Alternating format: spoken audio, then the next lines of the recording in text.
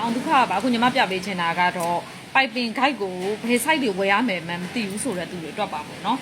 ဒါကကြတော့ပိုက်ပင်စားကိုဖြတ်ပြီးသားနဲ့မဖြတ်ပြီးသားလူဆိုပြီးတော့နှစ်ပိုင်းရှိရပေါ့နော်ပိတ်စဖြတ်ပြီးသားလူဆိုရင်တော့ဒီပိုက်ပင်စားကိုညီမတို့ကိုတိုင်းအတိအကျတိုင်းပေးမှအဆင်ပြေပါပဲပေါ့နော်ဒီမှာဒီလိုမျိုးလေးပေါ့နော်ဒီလိုမျိုးလေးတိုင်းပေးပါပေါ့နော်ဒီကောင်ဆိုရင်ဒီမှာ 4cm ဆိုရင်ဒီမှာ 40mm အဝင်ဒီလိုမျိုးပြောပြီးဝယ်ပေးရပါတယ်ပေါ့နော်ဟောဆို 40mm လည်းပြောဝယ်ပေးရပါတယ်เนาะပြီးတော့ဒီနေရာမှာတိုင်းတဲ့ချိန်မှာလည်းတစ်ချက်ပြောပြပေးမယ်เนาะအခုညီမတို့တိုင်းလိုက်တဲ့အချိန်မှာ41တို့ပါတော့တစ်ခါလေးဖြစ်နေတတ်တယ်เนาะကိစ္စမရှိဘူးเนาะ41ဖြစ်နေခဲ့မယ်ဆိုလည်း40ပဲဝယ်ရပါမယ်ပေါ့เนาะတကယ်လို့39ဖြစ်နေခဲ့မယ်ဆိုရင်တော့38ဝယ်ပေးမှပဲအဆင်ပြေပါပဲပေါ့เนาะပြီးတော့ဒီကောင်ဆိုရင်အထွက်ကပြန်များက 1.2 ဒါပိတ်စဖြတ်ပြီးသားလူကတော့ဒီထွက်လာမယ့်အထွက်ကိုရွေးလို့မရတော့ဘူးပေါ့နော်။ဘာလို့လဲဆိုသူပိတ်စဖြတ်ပြီးသားဖြစ်နေလို့ပေါ့နော်။အဲ့ဒီနေရာမှာပိတ်စဖြတ်ပြီးသားမဟုတ်တဲ့လူကြတော့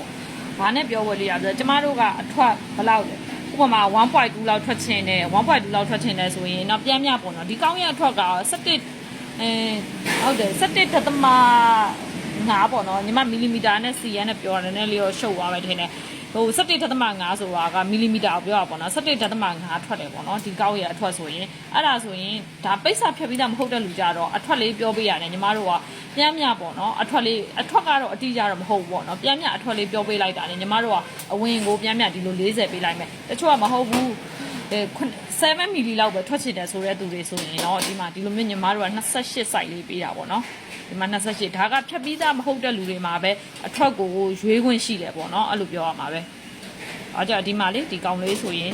အထွက်ကပြန်မြ7 ml ပေါ့နော်ဒါလေးဆိုရင်7 ml ဒီမှာပါ